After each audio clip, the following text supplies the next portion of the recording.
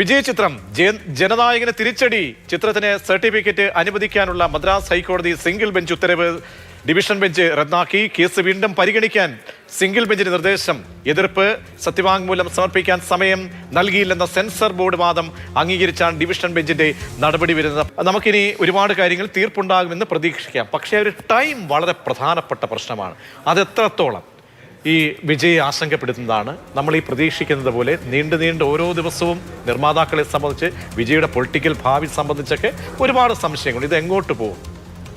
തീർച്ചയായും വിജയ് മാത്രമല്ല, ഈ നിർമ്മാതാക്കൾ, ഈ പറഞ്ഞതുപോലെ ഒരുപാട് നിർമ്മാതാക്കൾ മാത്രമല്ല, ഈ സിനിമയുമായി ബന്ധപ്പെട്ട് നമുക്കറിയാം, സിനിമ എന്ന് പറയുമ്പോൾ ഒരുപാട് പേരുടെ കഠിനാധ്വാനത്തിന്റെ ഫലം കൂടിയാണ്. അതുകൊണ്ട് അവരെല്ലാം ആശങ്കയിലാക്കുന്ന ഒരു തീരുമാനമാണ് സുപ്രീം കോടതിയുടെ ഭാഗത്തുനിന്ന് വന്നിരിക്കുന്നത്. പക്ഷേ ഇതിനെ പല തരത്തിൽ, പല കോൺസ്പിറസി തിയറികളിലാണ് പലരും അവലോകനം ചെയ്യുന്നത്. ഇതിലേറ്റവും പ്രധാനപ്പെട്ടത് ഇപ്പോൾ പറഞ്ഞതുപോലെ തന്നെ തെരഞ്ഞെടുപ്പിൽ TVK എന്ന ഒരു പാർട്ടിയുമായി വിജയ് മുന്നോട്ട് പോകാൻ നിൽക്കുമ്പോൾ ആ പശ്ചാത്തലത്തിൽ ഒന്ന് കാണുന്നുണ്ട്. അതായത് BJP വിജയ് ഒരു തരത്തിൽ സമ്മർദ്ദത്തിലാക്കുക. അത് പല രീതിയിൽ പല അവലോകനങ്ങൾ നടക്കുന്നുണ്ട്. പ്രത്യേകിച്ച് ഈ ED കേസ് ഉൾപ്പെടെയുള്ള കാര്യങ്ങളൊക്കെ ഒരു വശത്ത് നടക്കുന്നു. കരൂർ ദുരന്തവുമായി ബന്ധപ്പെട്ടുള്ള കേസുണ്ട്. അത് കൂടാതെ പലതരത്തിലുള്ള സമ്മർദ്ദം വിജയ്ക്കുണ്ട് എന്നാണ് പറയുന്നത്.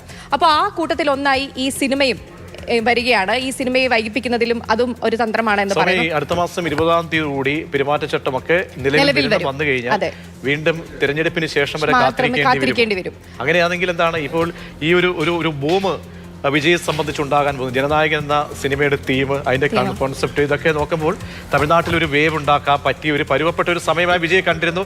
അത് ഈ പൊങ്കൽ സമയത്തുണ്ടായില്ല. ഇനി അങ്ങനെയെങ്കിൽ ആ നിലയ്ക്കുള്ള പ്രതീക്ഷയ്ക്ക് വകയില്ലെന്നാണോ കൂടുതൽ തോന്നുന്നത്? തീർച്ചയായും അത് തന്നെയാണ് സൂചന നൽകുന്നത്.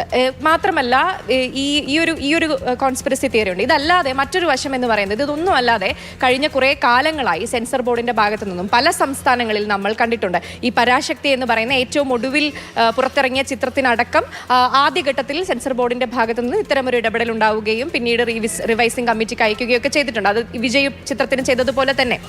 ഒരു പക്ഷേ വിജയ് ചിത്രത്തിന്റെ ഒരു പ്രത്യേകത എന്ന് പറയുന്നത്, ഈ പറയുന്ന ജനനായകന്റെ ഒരു പ്രത്യേകത എന്ന് പറയുന്നത്, ആ ചിത്രത്തിൽ സായുധ സേനയെ കൂടുതൽ ചിത്രീകരിക്കുന്നുണ്ട്. ഈ ഭീകര പ്രവർത്തനങ്ങളുമൊക്കെ ബന്ധപ്പെട്ട കാര്യങ്ങളൊക്കെ ഉൾപ്പെട്ടിട്ടുണ്ടെന്നാണ് മനസ്സിലാക്കുന്നത്. അതുകൊണ്ട് തന്നെ ഒരു പക്ഷേ നമ്മൾ ഈ സമീപകാലങ്ങളിലൊക്കെ കണ്ടുവന്നിട്ടുള്ള ഈ സെൻസർ ബോർഡിന്റെ ഇടപെടൽ സ്വാഭാവികമായ ഇടപെടലും ആകാം.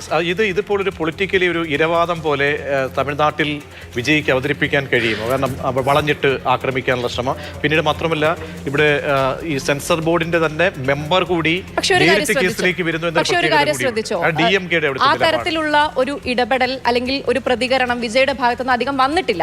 ഈ ഇരവാദം ഉന്നയിക്കലോ അല്ലെങ്കിൽ വിജയുടെ ആരാധകരെന്ന് പറയുന്നത് നമുക്കറിയാം, തമിഴ്നാട്ടിൽ വിജയുടെ ആരാധകർ ഏത് തരത്തിൽ വേണമെങ്കിൽ പ്രതികരിക്കാൻ ശേഷിയുള്ള ഒരു വിഭാഗമാണ്. പക്ഷേ അത്തരത്തിലുള്ള പ്രതികരണം വിജയുടെ ആരാധകരുടെ ഭാഗത്തുനിന്ന് വന്നിട്ടില്ല.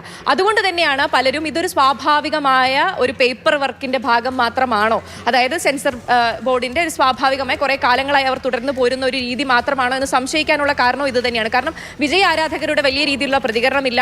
വിജയ് ആണെങ്കിലും ആകെ നടത്തിയ ഒരു പ്രതികരണം എന്ന് പറയുന്നത് പരോക്ഷമായ ഒരു കരുതലോടുകൂടിയാണ്. പരോക്ഷമായ ഒരു പ്രതികരണം, ആരുടെയും സമ്മർദ്ദത്തിന് വഴങ്ങില്ല, ആർക്കും അടിമയാകില്ല എന്നൊരു പ്രതികരണം മാത്രമാണ് കഴിയില്ല. ഇതൊരു മാത്രമല്ല, ഇതൊരു റൈറ്റ് ഓഫ് എക്സ്പ്രഷന്റെ ഒക്കെ ഒരു വിഷയം കൂടി ആയതുകൊണ്ട് ആ തരത്തിലുള്ള പ്രതികരണങ്ങൾക്കും പറ്റില്ല. മറ്റൊരു പ്രധാന കാര്യം, അങ്ങനെ ഒരു രാഷ്ട്രീയപരമായി സെൻസർ ബോർഡിനെ ഉപയോഗിക്കുകയാണെങ്കിൽ പരാശക്തിയിലും ഉപയോഗിക്കാമായിരുന്നു. കാരണം പരാശക്തിയിലെ വിഷയം എന്ന് പറയുന്നത് ഈ ഹിന്ദി അടിച്ചേൽപ്പിക്കുന്നതിനെതിരെയൊക്കെയുള്ള ഒരു സിനിമയായിട്ടാണ് അതിനെ മുന്നോട്ട് വയ്ക്കുന്നത്. അപ്പോൾ അത് മാത്രമല്ല, ഉദയനിധി സ്റ്റാലിനുമായി ബന്ധമുള്ള ഒരു സിനിമയാണ്. പരാശക്തിയോട് കാണിക്കാമെന്ന്. പക്ഷെ അതിൽ വരുന്നില്ല. പകരം ജനനായകൻ ഇത് വരുമ്പോൾ ഈ സ്വാഭാവികമായ നടപടിയായി കാണുന്നത് കൊണ്ടാകാം ഇത്ര വലിയ രീതിയിലേക്ക് പോകാത്തത്. എങ്കിൽ പോലും ഈ രാഷ്ട്രീയമായ കുറെ മാനങ്ങൾ അതിനുണ്ട്. പ്രത്യേകിച്ച് നിയമസഭാ തെരഞ്ഞെടുപ്പ് മുന്നിൽ വന്ന് നിൽക്കുന്നു. TVK എന്ന ഒരു പാർട്ടിക്ക് വലിയ രീതിയിലുള്ള പിന്തുണ ആ റാലികളിലും ജാഥകളിലും നമ്മൾ ഈ കരൂർ ദുരന്തത്തിന് ശേഷം പോലും കാണുന്നു എന്നുള്ള ഒരു കാര്യം കൂടിയുണ്ട്. തീർച്ചയായും അപ്പോൾ വിജയ്ക്ക് വീണ്ടും കാത്തിരിക്കേണ്ടി വരും. 500 കോടി രൂപ മുടക്കിയ നിർമ്മാണ കമ്പനിക്കൊക്കെ തന്നെ വലിയ അങ്കലാപ്പ് സൃഷ്ടിക്കുന്നതാണ് ഇന്നത്തെ മദ്രാസ് ഹൈക്കോടതി ഡിവിഷൻ ബെഞ്ചിന്റെ തീരുമാനം എന്നുള്ളതാണ്. നാളുകൾ വേണ്ടിവരും. ഒരുപക്ഷെ ഈ സിംഗിൾ ബെഞ്ചിൽ ഇനി കൂടുതൽ കാര്യങ്ങളിലൊക്കെ വാദമുഖങ്ങൾ ഉയർന്നു വരുമ്പോൾ എന്നുള്ളതാണ് ഇന്നത്തെ സാഹചര്യം.